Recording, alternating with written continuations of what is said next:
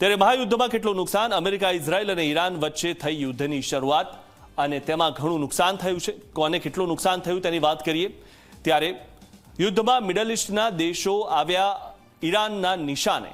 ત્યારે ઈરાને તે તમામ દેશો નિશાને આવ્યા હતા કે જે અમેરિકા અને ઇઝરાયલને મદદ કરી રહ્યા હતા. 40 દિવસ સુધી મિસાઇલ ડ્રોનથી હુમલાઓ થયા, એકબીજા પર મિસાઇલ અને ડ્રોનથી હુમલાઓ થયા અને તેમાં કઈ કેટલી સિસ્ટમ પણ નાબૂદ થઈ અને તેનું નુકસાન પણ થયું છે. 40 દિવસમાં 3600થી વધુ લોકોના મોત થયા છે, કમોતે મળ્યા છે આ 3600 લોકો આ યુદ્ધના કારણે.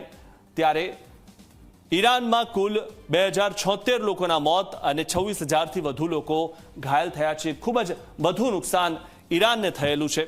ત્યારે લેબનોનમાં 1500 લોકોના મોત થયા છે અને હજારો લોકો ઘાયલ થયા છે. ઉલ્લેખનીય બાબત એ છે કે લેબનોનમાં હજુ પણ હુમલાઓ ચાલુ છે. ત્યારે આજે નુકસાન થયું છે ઇઝરાયલમાં 26 લોકોના મોત થયા છે અને 7183 લોકો ઘાયલ થયા છે. ઇઝરાયલમાં પણ એટલું જ નુકસાન ઈરાને કર્યું છે. તો બીજા નુકસાનની વાત કરીએ, 13 અમેરિકી સૈનિકોના મોત થયા અને 200થી વધુ અમેરિકી સૈનિકો ઘાયલ થયા છે.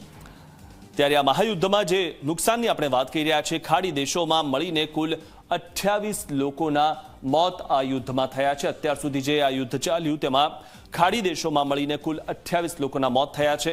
તો યુદ્ધમાં 90,000 ઘરો સંપૂર્ણ રીતે તબાહ થઈ ગયા છે. અને આ બાદ આપણે કહીએ કે કોને શું મળ્યું તે બાબતનો પણ સવાલ થાય. ત્યારે યુદ્ધના કારણે ખાડી દેશોથી ગેસ, તેલ સપ્લાયને પણ અસર પહોંચી છે અને તે ઘણા દેશોને તેની અસર થઈ છે.